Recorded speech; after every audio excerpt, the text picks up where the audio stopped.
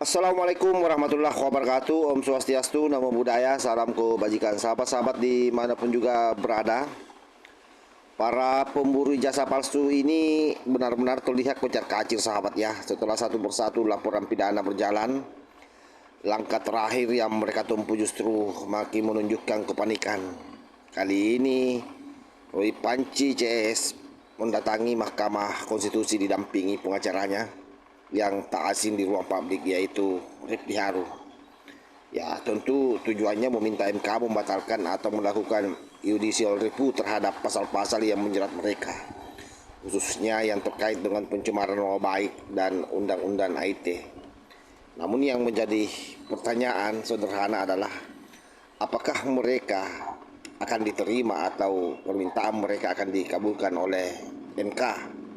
Yang saya kira apa yang mereka lakukan ini syarat dengan kepentingan sahabat.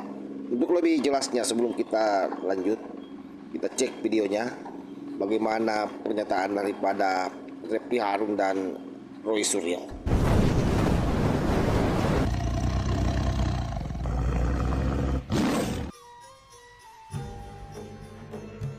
Nanti ada ekuivalennya dengan undang-undang KUHP yang baru ya. Misalnya pasal 310 menjadi pasal 343. 433. Kemudian pasal 311 jadi 434. Nah, kami sudah memasukkan permohonan itu baru saja. Mudah-mudahan sudah dapat nomor perkaranya, dan landasan kami mengajukan uji materi tersebut adalah tidak hanya untuk kepentingan RRT, tetapi ini adalah sebuah kepentingan yang penting bagi demokrasi kita ke depan, agar jangan sampai kemudian pasal-pasal mengenai ujaran kebencian, penyalahgunaan pencemaran nama baik, fitnah, bahkan pasal-pasal 32, 35 mengenai edit dokumen dan lain sebagainya digunakan sengaja untuk membungkam kegiatan-kegiatan ilmiah akademik. Kami ini serius ya. Jadi kami ini tidak hanya memikirkan diri kami sendiri. Kami mengajukan uji materi ke MK ini adalah demi seluruh rakyat Indonesia agar tidak ada lagi nanti yang dikriminalisasi. Jadi artinya kita ini juga insya Allah ya, kita tidak berjuang sendirian, kami itu, tapi kami bersama-sama dengan rakyat Indonesia. Hikmahnya nanti akan diterima oleh rakyat Indonesia, tidak ada orang yang kemudian ditersangkakan atau mudah dipidana dengan pasal-pasal yang baru 433, 434 atau di Undang-Undang ITE 27 pasal 28. Secara hukum, saya kira langkah ini terasa janggal ya. MK bukan tempat berlindung bagi pihak yang sedang menghadapi proses pidana berjalan. MK itu menguji norma undang-undang, bukan menyelamatkan individu dari konsekuensi perbuatannya. Pasal pencemaran nama baik dan undang-undang IT saya kira sudah berkali-kali diuji. Bahkan sebagian pasalnya telah diperjelas agar tidak multitafsir. Artinya MK sudah punya sikap hukum yang saya kira tetap akan ditegakkan. Kebebasan berpendapat ada batasnya sahabat.